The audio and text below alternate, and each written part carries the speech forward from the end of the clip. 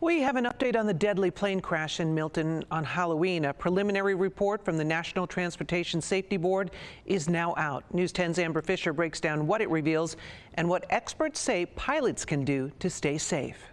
The preliminary report says the pilot, Frederick Bobber, had recently purchased the plane and was flying with an instructor, as required. They completed a pre-flight inspection before takeoff from Ballston Spa to Florida. Shortly after, about 200 feet up, the engine lost power and failed. The instructor, Alexander Hoff, took control and tried to turn back, but the plane was too low, so he avoided a house and crashed into a tree. Hoff was injured and taken to Albany Med. There were no red flags for the pilot and the flight instructor that they shouldn't have flown, or any red flags to not fly. David Prescott owns Hangar 743 next to Albany Airport.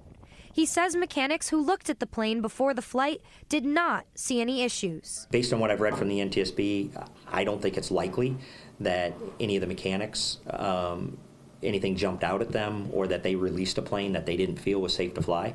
The report says before the purchase, the engine lost power during a test flight. The problem was fixed and the plane passed a pre-purchase inspection.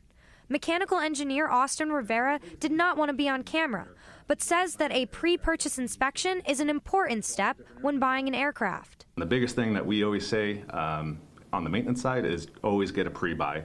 So a pre-buy is the inspection that you do before you even put money down on the aircraft to go through the aircraft, make sure it's structurally sound, the engine's good, the prop is good, find any type of potential issues. Rivera also emphasizes a proper engine run-up, a quick test of the engine and controls before takeoff, because even if you're flying by yourself, always know what you're about to do and what you're going to do if something happens, because that is kind of the most critical phase of flight you'll ever be in an aircraft, is that takeoff, climbing phase of flight. The NTSB's investigation is expected to continue for at least a few months.